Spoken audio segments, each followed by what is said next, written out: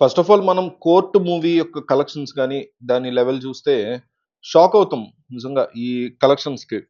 ఎందుకంటే ఆహ్, first 'court' మూవీని కన్సిడర్ చేసుకుంటే దీని కలెక్షన్స్ 8,00,00,00,000 గ్రాస్ రావడం జరిగింది డే 1. అంటే దాదాపు 5,00,00,000 నెట్ కలెక్షన్స్. మామూలు విషయం కాదు అది చాలా పెద్ద నంబర్. బలమైన యాక్టర్ ఎవరు లేరు. హీరో ఓరియెంటెడ్ కాదు, హీరో ఓరియెంటెడ్ కాదు. జస్ట్ ఒక నిబ్బా నిబ్బీల కథ. దాన్ని బేస్ చేసుకొని ఒక పోక్సో కేసేయటం. మాక్సిమం ట్రైలర్ చూస్తే అర్థమైపోద్ది స్టోరీ. ఏముంది ట్రైలర్ చూసినప్పుడు మనకేమర్థమవుద్ది ఒక అమ్మాయి ఒక అబ్బాయిని లవ్ చేస్తాడు. వాళ్ళ బాబాయో, వాళ్ళ మామయ్యో, వాళ్ళ నాన్నో శివాజీ ఉంటాడు. ఎళ్లి కేసేస్తాడు. POCSO case. ఇతన్ని ఇరికిద్దాం అనుకుంటాడు.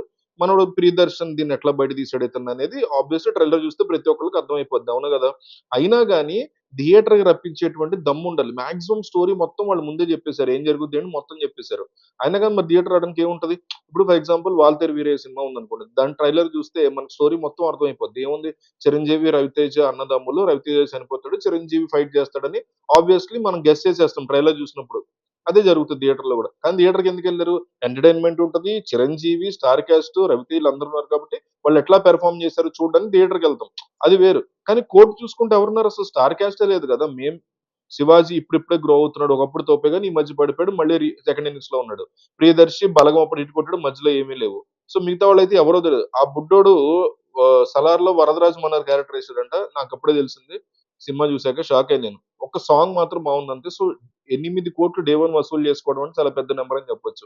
నేనెళ్ళినప్పుడు కూడా థియేటర్‌లో దాదాపు 70, 80% ఫుల్ అయింది. సో, ఇది కదా కావాల్సింది కాన్సెప్ట్ మూవీ అంటే. నన్నెవరో తొక్కేయాలని చూస్తున్నారు చాలా మందంటారు గానీ, కంటెంట్ అనేది సినిమాలో ఉండాలని ప్రూవ్ చేసింది 'కోర్ట్' మూవీ. అయితే ఇంకో వైపు మనకి 'దిల్‌రుబా' మూవీ ఉంది. దాని నంబర్స్ గురించి చూద్దాం. నిజంగా ఆ సినిమా ఎందుకు అట్లా తీసాడు 'లైలా' లాగా ఎంత పెద్ద రాడ్డు, ఇది కూడా అంతే పెద్ద రాడ్ అనిపించింది నాకు. లాస్ట్ వీక్ వచ్చిన 'లైలా.'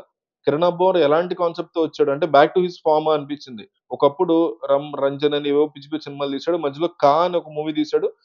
'కా' డే 1 3,00,00,000 వరకు కలెక్ట్ చేసింది గ్రాస్. అది చాలా మంచి నంబర్ అది. పెద్ద పెద్ద హీరోల కొడుకులు కూడా నంబర్ దిక్కులేదు. కానీ 'కాకి' డే 1 3,00,00,000 రాబట్టాడంటే చాలా గొప్ప విషయం అని చెప్పుకోవచ్చు. కానీ 'దిల్ రూబా'కి డే 1 66,00,000 అంటే ఎవరు చేసుకున్నట్టు ఇదంతా గూడా. సినిమాని ప్రమోషన్ చాలా గట్టిగా చేశారు. ట్రైలర్ చూస్తే ఎవరికీ ఇంట్రెస్ట్ కూడా రాలేదు. మెయిన్ ఏంటంటే ఫస్ట్ షోకే రివ్యూ బయటకొచ్చేసింది. చెత్త షో అని. చెత్త సినిమా అని ప్రీమియర్స్‌కే. సో, మాక్సిమం టికెట్లు కూడా క్యాన్సెల్ చేసుకున్నారు. ఎళ్ళకుండా ఆగిపోయినోళ్ళున్నారు. 'కిరణ్ అబ్బవరం' మీద మనకేం కోపం లేదు గానీ, 'ప్రియదర్శన్' ఏమన్నా మన చుట్టమా? 'శివాజీ' ఏమన్నా మన చుట్టమా గానీ, సినిమా కాన్సెప్ట్ ఎట్లా ఉంది ఏంటని ఇదే మూవీలో మనకి 'కిరణ్ అబ్బవరంను' మనం ఇట్లాగే చెప్తాం. సో, అది 8,00,00,000 కొట్టడం అంటే 'కిరణ్ అబ్బవరం' కంపేర్ చేసుకుంటే 'ప్రియదర్శన్‌తో' పెద్ద ఫ్యాన్ బేస్ ఉంటది గదా! మార్కెటింగ్ ఉంటది గదా!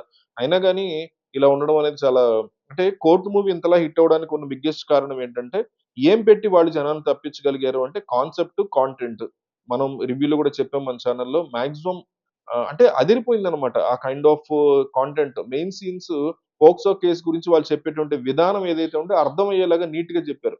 అంటే దాన్ని మనం అర్థమయ్యేలాగా పోక్సో కేస్ ఏంటి, దాని కథ ఏంటనేది చాలా క్లియర్‌గా నీట్‌గా ఎక్స్‌ప్లెయిన్ చేశాడు. ఏ డైరెక్టర్ గూడా ఇట్లా చేయలేరనేది రియాలిటీ. ఒక సాంగ్ పెట్టాలి, ఫైట్ పెట్టాలి, కోర్ట్‌లో గొడవ పెట్టాలి, కోర్ట్ బయట ఫైట్ పెట్టాలి, మధ్యలో ఐటెమ్ సాంగ్ ఈ కైండ్ ఆఫ్ మెంటాలిటీ లేకుండా ఒక పాయింట్ అనుకున్నారు. సీదాగా ఆ పాయింట్ మీద ఎళ్ళిపోయారు. లోకేష్ కనగరాజు ఉన్నాడనుకోండి, అందరూ ఆ సినిమాని ఎందుకు ఇష్టపడతారంటే ఒక పాయింట్ ఉంటది. ఆ పాయింట్ మీద ఎళ్ళిపోతూ ఉంటాడు. నాకు చాలా ఇష్టమైన డైరెక్టర్. సో, అట్లాగే ఇందులో గూడా చాలా అనుకున్న పాయింట్‌ని అనుకున్నట్టు చెప్పగలిగారు. బ్యాక్ ఎండ్‌లో 'నాని' ఉండి అద్భుతంగా సపోర్ట్ చేశాడు. ప్రొడ్యూస్ చేసాడు ఇట్లాంటి కాన్సెప్ట్‌ని.